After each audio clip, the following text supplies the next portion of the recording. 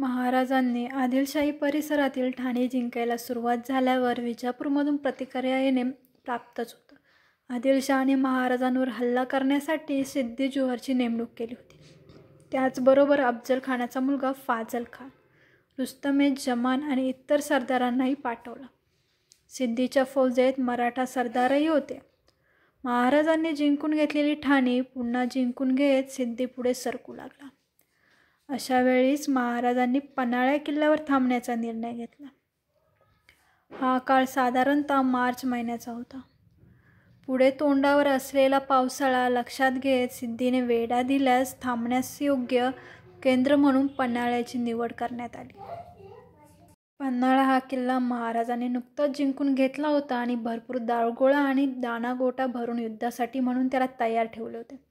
पन्हाळा हा किल्ला स्वराज्याच्या सीमेवर असल्याने एका प्रकारे हे युद्ध आदिलशाही मुलखातच खेळले जाणार होते.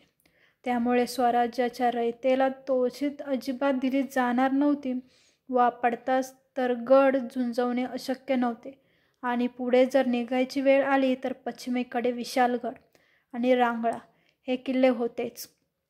एक एक ठाणे जिंकत सिद्दी जोहर पन्हाळ्याजवळ आला आणि त्याने किल्ल्याला वेढा दिला. तसेच 40 किलोमीटर अंतरावरील विशालगड किल्ल्यालाही वेढा देऊन ठेवला होता. त्यामुळे महाराजांनी सर्व बाजूंची कोंडी झाली. सिद्दी जोहरने राजापूरच्या इंग्रजांकडून तोफ आणि दारुगोळाही मिळवला. त्यामुळे त्याची बाजू अधिकच भक्कम झाली होती.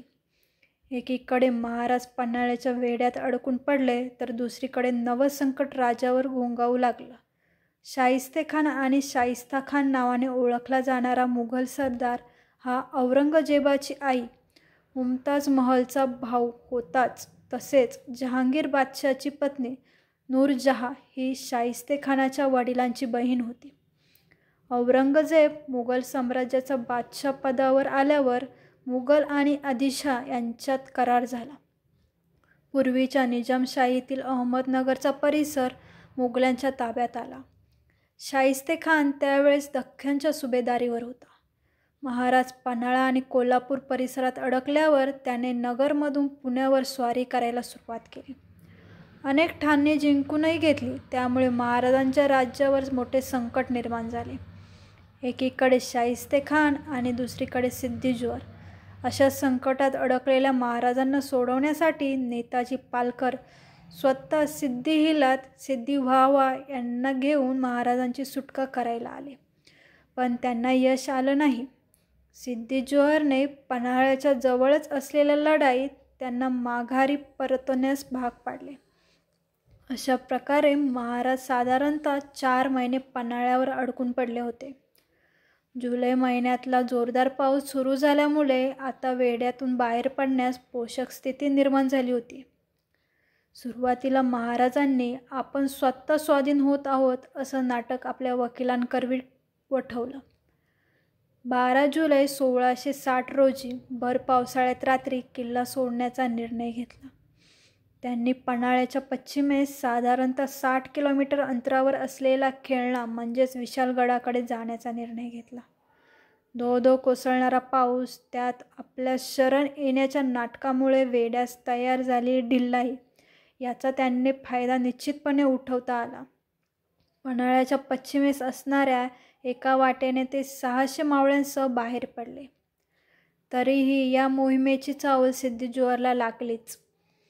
सिद्दी जोहरने त्यांना थांबवण्यासाठी मोठं दळ पाठवलं. सुरुवातीला त्यांनी शिवाकाशीत या महाराजांसारख्या दिसणाऱ्या व्यक्तीस पकडले. मात्र हे खरे महाराज नाही हे लक्षात आल्यावर त्यांनी त्वेषाने पाठलाग सुरू केला. महाराजांनी विशालगडावर जाऊ नये यासाठी वाटेत शृंगारपूरचे सुर्वे नेमले होतेच. हे अडथळे तसेच एकीकडे कोसळणारी आसमानी आणि पाठलाग करणारा सुलतानी असं संकट पार करत त्यांनी विशालगडावर पोचायचंच होतं. अखेर सिद्दीच्या सैन्याला रोखण्यासाठी एके ठिकाणी त्यांना थांबावंच लागलं. पांढरपाणी नावाच्या जागेवरील खिंडीत बाजीप्रभू देशपांडे आणि हिरड्स मावल्यांनी आणि इतर सैन्य सिद्दी जोहरला सैन्याला रोखण्यासाठी थांबले आणि तिकडे महाराज विशालगडाच्या दिशेने गेले. या लढाईत बाजीप्रभू देशपांडे यांनी आपल्या असामी शौर्याचे दर्शन घडवले, पण त्यांना यश आलं नाही. बाजीप्रभू देशपांडे आणि त्यांचे भाऊ फुलाजीप्रभू देशपांडे यांचे या लढाईत प्राण गेले. त्यांची विशाळगडावर समाधी बांधण्यात आली. 25 ऑगस्ट 1660 रोजी पन्हाळा आणि पावनगड हे किल्ले पुन्हा आदिलशहाच्या ताब्यात गेले.